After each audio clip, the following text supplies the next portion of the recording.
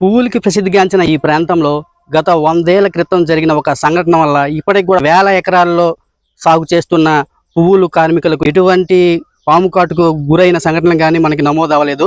ఎందువల్ల అంటే వాళ్ళ మాటలను తెలుసుకుందాం. మాది సాలూరు అండి. నా పేరు గుర్లె రాధ, మింటడి వీధి. మేము ఇక్కడ 5 సంవత్సరాల పాటు పని చేస్తున్నాం, కానీ పాములు మా కాళ్ళ మీద వెళ్ళిపోయినా మాకేం చేయలేదు. అది దేవుడి సృష్టి అనేసి ఇక్కడ అంటారు. ఆ విషయం అయితే మాకు తెలుసు, అంతవరకు మాకు ఇంకేం తెలియదండి.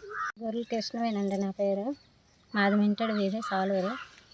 ఇక్కడ పాములు అయితే, నాగుపాములు అయితే చాలా ఉంటాయి, కానీ అవి ఏమి చేయవు. మా సృష్టి ఉంటాయి. ఇక్కడ కాళ్ళ మీద వెళ్ళి ఏం చేయవండి పాములు. ఇక్కడ కోగులు మయమని అప్పుడు ఎప్పుడు బట్టో నమ్ముతారు. ఇక్కడైతే ఏటి చేయవు ఆ పాములు. హాయ్ గురవే నమః. మీరు చెప్పిన ప్రశ్న అక్షర సత్యం. ఈ ప్రాంతంలో ఎవరికి కూడా సర్పాలు హాని చేయవనేది అందరికీ తెలిసిన విషయం. దానికి కారణం ఏంటి అంటే, పూర్వకాలంలో ఈ తపోవనంలో శైలేంద్ర స్వామి అనే ఒక స్వామి విశేషంగా సాధన చేసేవారు. ఆయన శిష్యుడు భోగేంద్ర స్వామి. అయితే ఒక సందర్భంలో శైలేంద్ర స్వామి దేవతా కార్యం కోసం అని చెప్పి తమ శిష్యుడైన భోగేంద్ర స్వామిని పంపిస్తారు. అయితే భోగేంద్ర స్వామి ఎంతకీ కూడా తిరిగి రారు. ఈ విషయాన్ని యోగ మార్గం ద్వారా ఎందుకు ఈ విధంగా ఆలస్యం అవుతుంది అని చెప్పి గురువు గారు చూశారు. చూస్తే యోగ దృష్టిలో ఒక సర్పం కాటు వేసి భోగేంద్ర స్వామి చనిపోవడం గమనించారు. వెంటనే గురువుగారు యోగ మార్గం ద్వారా అక్కడికి చేరుకుని ఆ యొక్క విషయానంతా కూడా హరింపజేసి శిష్యుడికి పునర్జీవితాన్ని ప్రసాదించి ప్రాణాన్ని పోశారు.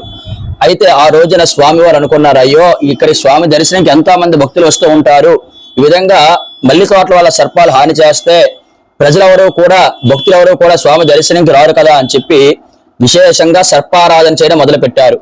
సర్పదేవతలు వేగంగా అనుగ్రహించే దేవతలు కనుక మానవులకి సర్పాలకి పూర్వం నుంచి కూడా విశేషమైన అవినాభావ సంబంధం ఉన్నది.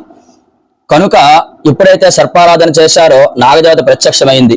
స్వామి, మీ తపస్సుకు మెచ్చాను, ఏం వరం కావాలో కోరుకోండి అంటే, అమ్మా ఇదంతా కూడా పంచముఖేశ్వర స్వామి దర్శనానికి ఎంతో మంది జనం వస్తూ ఉంటారు, కనుక ఎవరికి మీరు ఎటువంటి పరిస్థితిలో హాని చేయవద్దు, మీ యొక్క విష ప్రభావం వల్ల ఎవరు కూడా చనిపోకూడదు అని చెప్పి గురువుగారు వరం అడిగారు. ఎప్పుడైతే వరం అడిగారో ఆ నాగదేవతలు సంతోషించి నాటి నుంచి నేటి వరకు కూడా ఆ విధంగా ఎవరికి కూడా హాని చేయకుండా ఉన్నాయి. ఇదే మనకి ప్రమాణం. అయితే చాలా మంది అంతా కూడా కల్పితం అనుకుంటారు. ఒకవేళ నిజంగా కల్పితం అయితే ఈ రోజు వరకు కూడా మీరు సాధువులు ఎవరినైనా అడగండి, పాము కరిచిందా శివాలయం రోడ్లో, ఎవరికైనా హాని చేసిందా అంటే ఈ రోజుకి కూడా ఎవరు కూడా సరైన సమాధానం చెప్పలేరు. దానికి కారణం ఋషి ప్రభావం. భగవంతుడి యొక్క వాక్కుకి, ఋషి యొక్క వాక్కుకి అంత శక్తి ఉంటుంది అనమాట. అంత విశేషమైన శక్తి కలిగిన స్వామి కనుక అంత ఆరాధన చేశారు. కనుక నేటికి కూడా నాగదేవతలు ఆ విషయంలో ఎటువంటి ఎవరికి కూడా హాని చేయకుండా ఉన్నాయి అనడంలో అందులో ఏం సందేహం లేదు.